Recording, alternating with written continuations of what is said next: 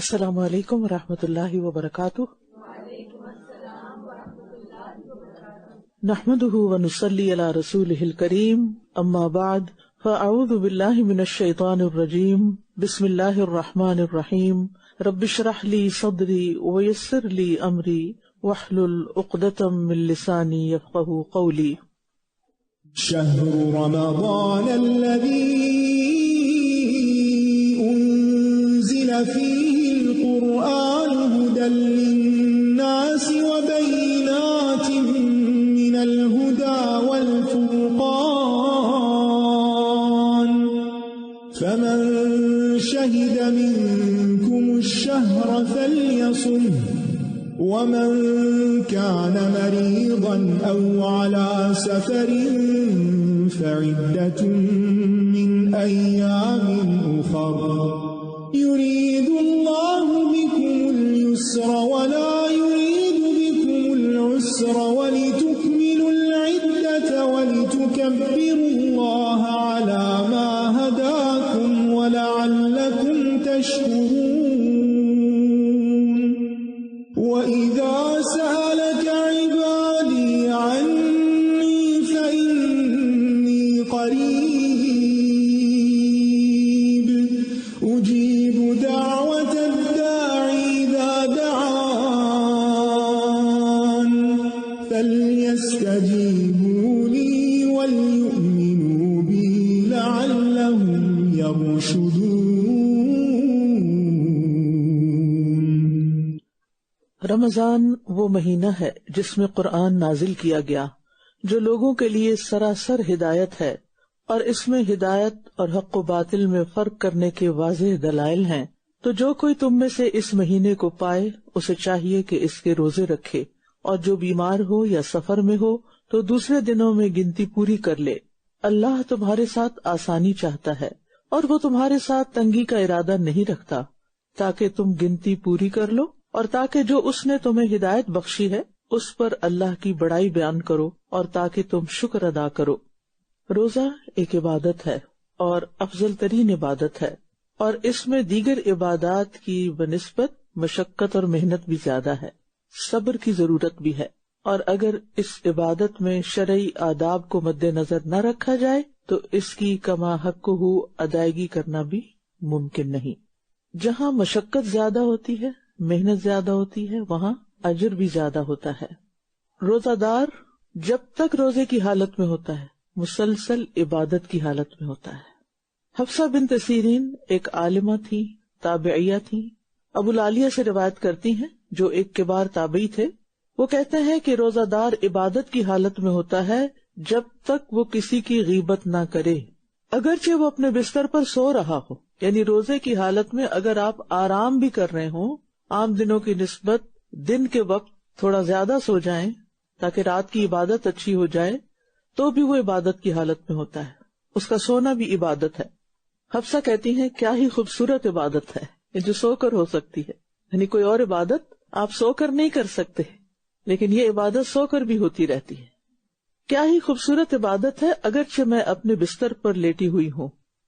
طلیق بن قیس تابعی ہیں، انہوں نے ابو ذر رضی اللہ عنہ سے روایت کیا. وہ کہتے ہیں جب تم روزہ رکھو تو جہاں تک ہو سکے محتاط رہو، اور روزہ اگر کھانے پینے سے بچنے کا نام ہے تو ہر طرح کی برائیوں اور گناہوں اور زیادتیوں سے بچنا بھی اس میں نہایت ضروری ہے. اسی لیے وہ روزے کی حالت میں اپنے آپ کو کمرے میں بند کر لیتے، نماز کے علاوہ اس سے باہر نہیں آتے تھے تاکہ نہ ہی زیادہ سوشلائز کرے اور نہ ہی ان کی زبان سے یا رویے سے کوئی ایسی حرکت سرزد ہو کہ جس سے ان کی اس عبادت میں خلل آئے. عام طور پر ہوتا ہی ہے کہ جب ہم لوگوں سے زیادہ بات چیت کرتے ہیں تو تھوڑی دیر کے بعد کسی نہ کسی کا تذکرہ شروع ہو جاتا ہے، اور عام طور پر اچھا تذکرہ تو کم ہی ہوتا ہے، عموماً غیبت وغیرہ ہو جاتی ہے. تو روزے کی حالت میں پھر انسان چونکہ حلال سے بچتا ہے تو حرام سے بچنا، مردہ بھائی کے گوشت کھانے سے بچنا بھی بہت ضروری ہے. لہٰذا روزے کی حالت میں جہاں تک ہو سکے بات چیت کم کی جائے اور گپ شپ سے تو بالکل ہی گریز کیا جائے. اسی لیے آپ دیکھتے ہیں کہ پچھلی امتوں میں چپ کا روزہ بھی ہوتا تھا. چپ کا روزہ یعنی جس میں سارا دن کوئی بات نہیں کر سکتے تھے. رمضان میں افطار پارٹیوں کے نام سے عموماً سوشلائزنگ ہوتی ہے، اور عین روزہ افطار کرنے کے وقت ایک ہنگامہ ہوتا ہے بات چیت کا، ہنسی مذاق کا، اور کھانے پینے اور دیگر دنیا کی باتیں کرنے کا، تو اس سے بھی روزے کی روح فنا ہو جاتی ہے۔ یعنی سارا دن آپ نے جو عبادت کی، اختتام پہ آپ نے ایسی باتیں کر لی، ایسے کام کر لیے کہ جس سے اس کی روح ہی نکل گئی، لہٰذا اس سے بھی پرہیز کرنا چاہیے۔ روزہ تقویٰ سکھاتا ہے، اور تقویٰ بچنے کا نام ہے، لہٰذا بچ بچ کر دن گزاریے اور بچ بچ کر زندگی گزاریے، کیونکہ اللہ سبحانہ وتعالیٰ متقین سے محبت کرتا ہے۔ اللہ تعالیٰ ہمیں ان لوگوں میں شامل کر دے، اور اللہ سبحانہ وتعالیٰ ہم سب کو اور ہمارے گھر والوں کو دین پر استقامت دے، ہمیں گمراہ ہونے سے بچائے۔ اللہ تعالیٰ ہمیں ایسے اعمال کی محبت دے جو اللہ کی محبت کے قریب کریں، ایسے لوگوں کی محبت دے جو ہمیں اللہ کی محبت کے قریب کریں، اور ہمیں اپنی محبت ہر چیز کی محبت سے زیادہ عطا کرے۔ آج ہم آیت نمبر 95 سورۃ الانعام سے شروع کریں گے۔ ارشاد باری تعالیٰ ہے، ان اللہ فالق الحب والنوى يخرج الحي من الميت ومخرج الميت من الحي ذلكم الله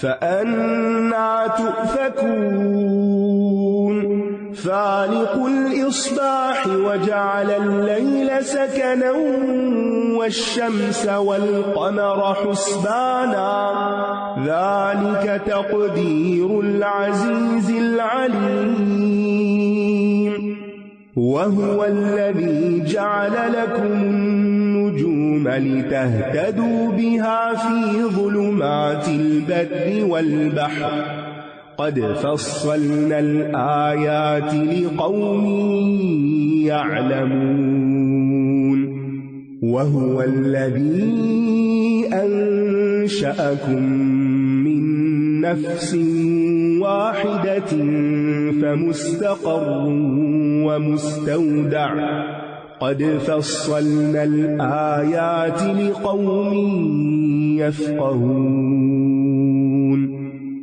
وهو الذي أنزل من السماء ماء فأخرجنا به نبات كل شيء فأخرجنا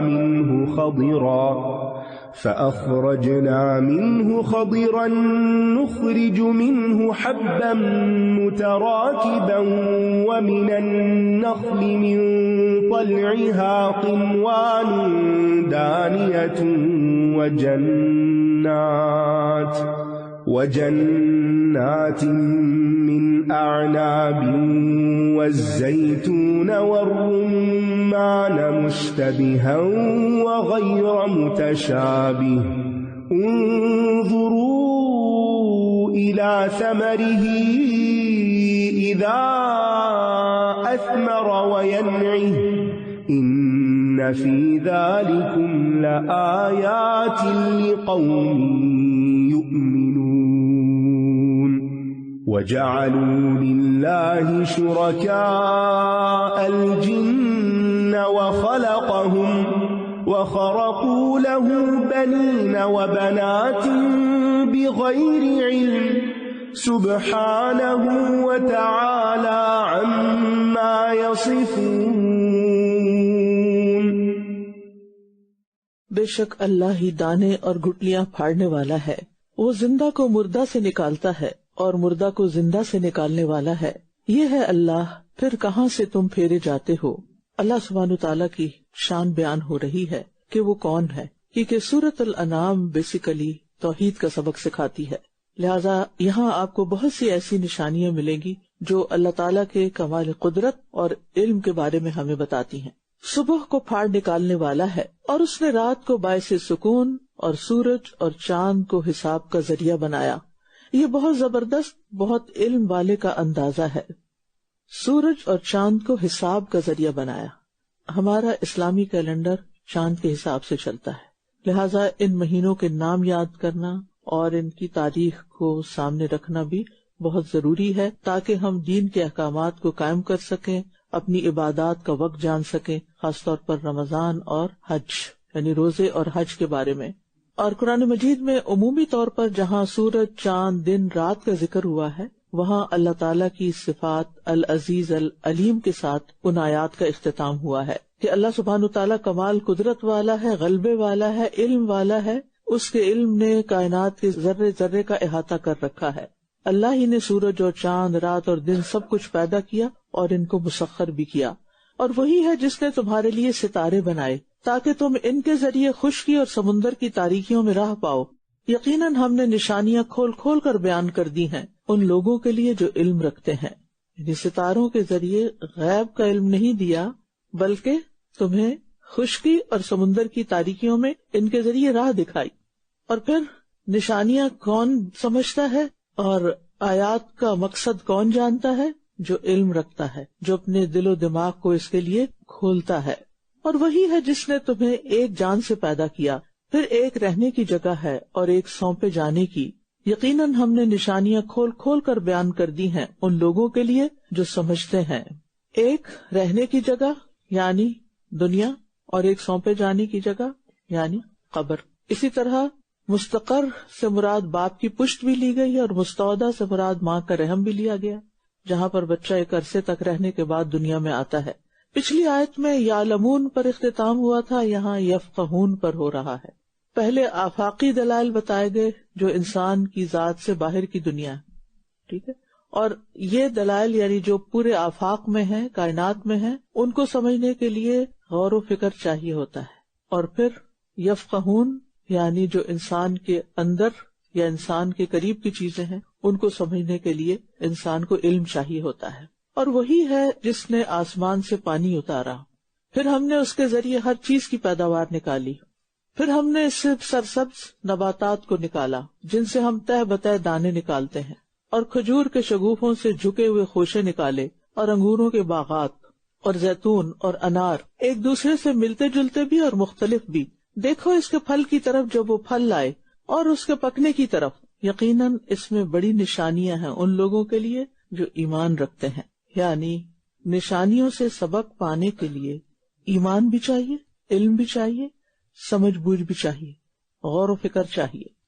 اور انہوں نے اللہ کے لیے جنوں کو شریک بنا دیا حالانکہ اسی نے انہیں پیدا کیا، اور انہوں نے اس کے لیے بغیر علم کے بیٹے اور بیٹیاں گھڑ لی.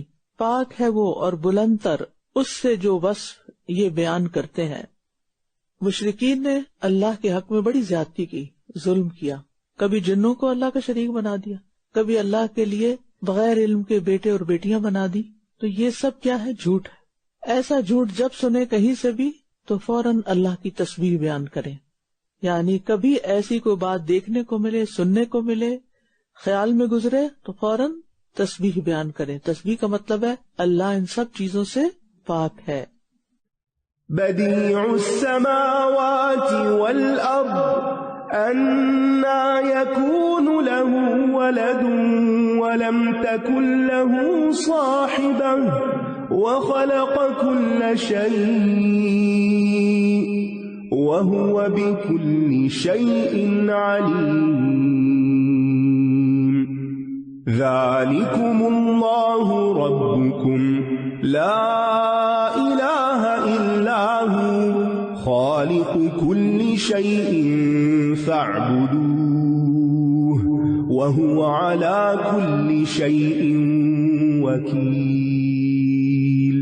لا تدركه الأبصار وهو يدرك الأبصار وهو اللطيف الخبير. قد جاءكم بصائر من ربكم فمن أبصر فلنفسه ومن عمي فعليها وما أنا عليكم بحفيظ. وكذلك نصرف الآيات وليقولوا درست ولنبينه لقوم يعلمون. اتبع ما أوحي إليك من ربك لا إله إلا هو وأعرض عن المشركين ولو شاء الله ما أشركوا وما جعلناك عليهم حفيظا وما أنت عليهم بوكيل ولا تسبوا الذين يدعون من دون الله فيسبوا الله عدوا بغير علم كذلك زينا لكل أمة عملهم ثم إلى ربهم مرجعهم فينبئهم بما كانوا يعملون وأقسموا بالله جهد أيمانهم لئن جاءتهم آية ليؤمنن بها قل إنما الآيات عند الله وما يشعركم أنها إذا جاءت لا يؤمنون ونقلب أفئدتهم وأبصارهم كما لم يؤمنوا به أول مرة ونذرهم في طغيانهم يعمهون. وہی آسمانوں اور زمین کا ایجاد کرنے والا ہے. اس کے لیے کوئی اولاد کیسے ہو سکتی ہے جبکہ اس کی کوئی بیوی ہی نہیں، اور اسی نے ہر چیز کو پیدا کیا اور وہ ہر چیز کو خوب جاننے والا ہے. یہی اللہ تمہارا رب ہے جس کے سوا کوئی معبود نہیں، ہر چیز کا پیدا کرنے والا، بس تم اسی کی عبادت کرو اور وہ ہر چیز پر نگران ہے. یعنی صرف اللہ وحدہ لا شریک لہ خالق ہے، حفیظ ہے، رقیب ہے، لہذا وہی عبادت کے لائق ہے، اور کائنات کا ہر ذرہ اللہ کے معبود ہونے پر گواہ ہے. نگاہیں اسے نہیں پا سکتی اور وہ نگاہوں کو پا لیتا ہے، اور وہ بہت باریک بین خوب باخبر ہے. اللہ سبحانہ تعالیٰ کو دنیا میں نہیں دیکھا جا سکتا، لیکن اللہ تعالیٰ ہم سب کو دیکھتا ہے اور ہر چیز سے باخبر ہے. باریک بین بھی ہے، باریک بینی سے دیکھتا ہے اور خوب جانتا ہے. لیکن قیامت کے دن مومنین کو یہ آنر دیا جائے گا کہ وہ اللہ سبحانہ تعالیٰ کو دیکھ سکیں. اور میں سمجھتی ہوں کہ یہ ایک بہت بڑی تمنا ہونی چاہیے ہم میں سے ہر مومن کی کہ وہ اپنے رب کو دیکھ سکے، اس سے ملاقات کا شوق ہو. ہم سب یہ کہتے ہیں ہمیں اللہ تعالیٰ سے محبت ہے، کہتے ہیں نا، ہر مسلمان یہ کہتا ہے. لیکن کبھی کبھی اپنے آپ سے پوچھا کریں، واقعی جس سے محبت ہوتی ہے اس کی ملاقات کا کس قدر شوق ہوتا ہے، اس کو دیکھنے کا کتنا شوق ہوتا ہے. کیا ہمارے دل کے اندر دن میں کبھی یہ خیال گزرا ہر دن کہ اللہ سے ملاقات کب ہوگی اور وہ کیسی ہوگی اور وہ کیسا ہوگا؟ اور پھر اس کے شوق میں آپ کے دل میں کوئی کیفیت پیدا ہوئی ہو، یعنی آپ کی سوچ میں، آپ کے ایموشنز میں کوئی اتار چڑھاؤ ہو. اور اگر ایسا نہیں تو پھر یہ کس قسم کی محبت ہے؟ کیونکہ محبت کا تعلق ایموشنز کے ساتھ ہوتا ہے، اور اگر ہمارے ایموشنز میں کوئی ایسی چیز ہے ہی نہیں تو پھر وہ محبت نہیں. اللہ سبحانہ وتعالی جس سے کلام کرتا ہے اور جس کو اپنا آپ دکھاتا ہے اس کی شان ہی کیا ہے. ان میں سے ایک شہید ہیں، عبداللہ بن عمرو بن حرام. یہ جابر بن عبداللہ کے والد ہیں. یہ جنگ احد میں شہید کر دیے گئے اور یہ پہلے شہید تھے جنگ احد کے، سب سے پہلے ان کو شہید کیا گیا. رسول اللہ صلی اللہ علیہ وسلم نے فرمایا، جابر، اللہ تعالیٰ نے تمہارے والد سے جو فرمایا ہے کیا میں وہ تمہیں نہ بتاؤں؟ میں نے کہا کیوں نہیں، ضرور بتائیے.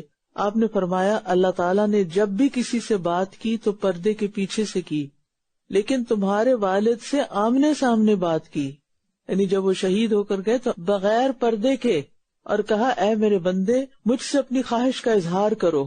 یعنی اللہ تعالیٰ حضرت عبداللہ سے مخاطب ہوئے اور فرمایا اپنی خواہش کا اظہار کرو، میں تجھے عطا کروں گا، تم کیا چاہتے ہو تم دیے جاؤ گے. تو انہوں نے کہا اے میرے رب تو مجھے دوبارہ زندہ کر دے کہ میں دوبارہ تیرے راستے میں مارا جاؤں. یہ میری بہت بڑی تمنا ہے کیونکہ اس موت میں بھی لذت ہے. اللہ تعالیٰ نے فرمایا اس بات کا پہلے ہی فیصلہ ہو چکا ہے، اس لیے دوبارہ دنیا میں نہیں لوٹایا جا سکتا. تو انہوں نے کہا اے میرے رب میرے پیچھے والوں کو میرا حال پہنچا دیجئے. تو یہ آیت نازل ہوئی، وَلَا تَحْسَبَنَّ الَّذِينَ قُتِلُوا فِي سَبِيلِ اللَّهِ أَمْوَاتًا بل احیاء عند ربهم یرزقون، جو لوگ اللہ کی راہ میں قتل کر دیے گئے انہیں مردہ نہ سمجھو، بلکہ وہ زندہ ہیں، اپنے رب کے پاس انہیں رزق دیا جاتا ہے۔ ہمیں بھی سوچنا چاہیے کہ کیا ہمارے اعمال ایسے ہیں کہ ہم رب کو دیکھ سکیں گے، کیونکہ انبیاء کے علاوہ مومنین بھی اللہ کا دیدار کریں گے اور بغیر کسی تکلیف کے کریں گے۔ جیسے چاند کو دیکھنے میں کوئی کسی کو تکلیف نہیں ہوتی، ایسے ہی قیامت کے دن اللہ تعالیٰ کا دیدار کرنے میں کوئی تکلیف نہیں ہوگی، اور یہ جنت کی سب سے بڑی نعمت ہوگی۔ وجوہ یومئذ ناظرہ الی ربہا ناظرہ، اس روز کچھ چہرے تر و تازہ اور بارونق ہوں گے، اپنے رب کی طرف دیکھ رہے ہوں گے، یعنی رب کی طرف دیکھنے کی وجہ سے ان کے چہروں پر تر و تازگی ہوگی، جسے کہتے ہیں خوشی سے چہرہ چمک اٹھنا، تو وہ اس دیدار کے اثرات ہوں گے۔ لہذا جو بھی کوئی نیکی کریں، کسی کے ساتھ بھی کریں، تو اپنے دل میں کہا کریں لوجہ اللہ، لوجہ اللہ، اللہ کے چہرے کی خاطر، اللہ کے دیدار کی خاطر۔ دنیا میں یہ تمنا نہیں پوری ہو سکتی، کیونکہ جس سے محبت ہو نا، دل چاہتا ہے اس کو دیکھیں وہ کون ہے، کیسا ہے، اور اگر اللہ سے محبت ہے تو یہ تمنا تڑپ کی حد تک ہوگی، اور اگر نہیں تو پھر ہمیں اپنے ایمان کا جائزہ لینا چاہیے۔ بلا شبہ تمہارے پاس تمہارے رب کی طرف سے کھلی دلیلیں آ گئیں، تو جس نے بصیرت سے کام لیا سو وہ اس کے اپنے ہی لیے ہے، اور جو اندھا بنا رہا تو اس کا وبال اسی پر ہے، اور میں تم پر کوئی نگران نہیں ہوں۔ اور اسی طرح ہم آیات کو پھیر پھیر کر لاتے ہیں، اور تاکہ یہ کہیں کہ تو نے کسی سے پڑھ لیا ہے، اور تاکہ ہم اسے ان لوگوں کے لیے واضح کر دیں جو علم رکھتے ہیں۔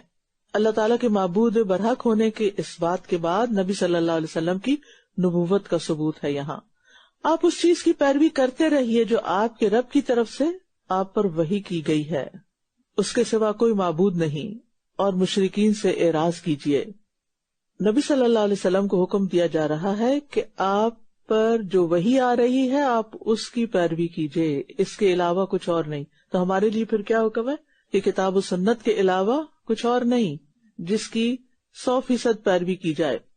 ہمیں اپنے منصوبوں میں، اپنے پروگرامز میں، اپنے ذاتی کاموں میں، اپنی تمام چیزوں میں وحی الہی کو ہی مد نظر رکھنا چاہیے، اور اگر اللہ چاہتا تو یہ شرک نہ کرتے، اور ہم نے آپ کو ان پر نگران نہیں بنایا اور نہ آپ ان پر ذمہ دار ہیں، اور تم ان کو برا بھلا مت کہو جنہیں یہ لوگ اللہ کے سوا پکارتے ہیں، ورنہ یہ بھی زیادتی کرتے ہوئے بغیر علم کے اللہ کو برا بھلا کہیں گے۔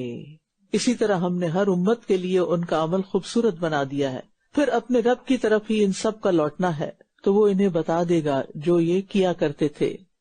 تو اس سے کیا پتہ چلتا ہے کہ کسی کام میں بڑی برائی کا، خرابی کا ڈر ہو تو اس جائز یا مباح کام کو بھی چھوڑ دینا چاہیے۔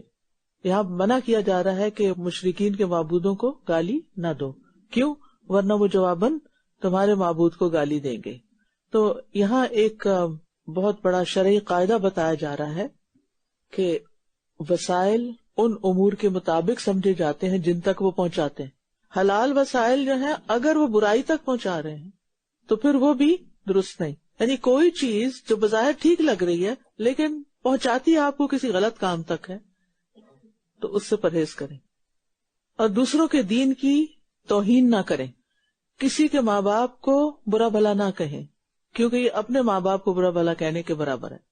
اور پھر آپ دیکھیے کہ کذالک زینا لکل امت عملہم، اللہ سے پناہ مانگنی چاہیے کہ اللہ ہمارے لیے ہمارا برا عمل خوشنما نہ بنا دیا جائے، کیونکہ اگر انسان اپنی غلطی کو اچھا سمجھتا ہے، خوبصورت سمجھتا ہے، اپنے برے کام پہ فخر کرتا ہے، اس پہ خوش ہوتا ہے، تو یہ بہت بڑی بدقسمتی کی بات ہے کہ ایک تو انسان غلطی کرے، اوپر سے اس کو یہ بھی نہ پتا ہو کہ وہ غلط کر رہا ہے، وہ توبہ کب کرے گا، معافی کب مانگے گا، اصلاح کب کرے گا، وہ تو اسی کے اندر ڈوبا رہے گا۔